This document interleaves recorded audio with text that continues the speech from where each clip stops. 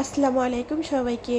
আমি আজকে শীতের পিঠা আপনাদেরকে দেখাবো, শেয়ার করব। দেখেন, আমি হাতিসের জন্য দুধটা জাল দিয়ে নিলাম। তারপর এলাচ, দারচিনি আমি এই দুধের মধ্যে নিয়ে নেব।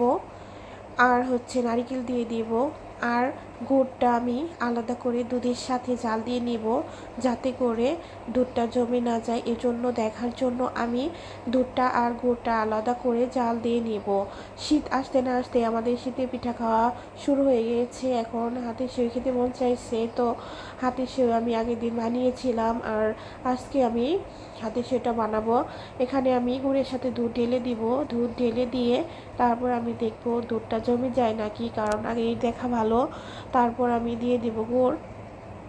এই তো আস্তে আস্তে আমি দুধ আর গুড়টা জাল দিয়ে নিতেছি। দেখা যাবে যে গুড়টা জমে যায় নাকি নাই জমে, সেটা দেখব।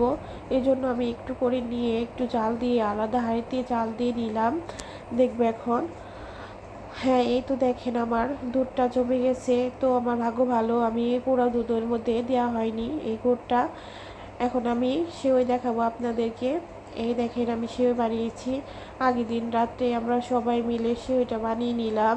এখন আমি দুধের মধ্যে সেওইটা দিয়ে দেব। শীত আসতে না আসতে আমাদের শীতে পিঠাটাও বানানো শেষ, খাওয়া শেষ। আরও পিঠা খাবো ইনশাল্লাহ। এই তো আমি আস্তে আস্তে দুধের মধ্যে সেগুলো দিয়ে দিব। একটু পর আমার সেওটা হয়ে যাবে। আমি নতুন করে আবার গুড় নিয়ে এসেছি দেওয়ার জন্য, কারণ আগে গুড়টা জমে গেছে। শীতের মধ্যে হাতে সেটা খেতে অনেক মজা লাগে। আপনারা সবাই বাসায় ট্রাই করে খাবেন ইনশাআল্লাহ। একটু পর আমার সেটা হয়ে যাবে। আসসালামু আলাইকুম, সবাইকে ধন্যবাদ। এই দেখেন আমার সেটা রান্না করা শেষ। সবাইকে ধন্যবাদ।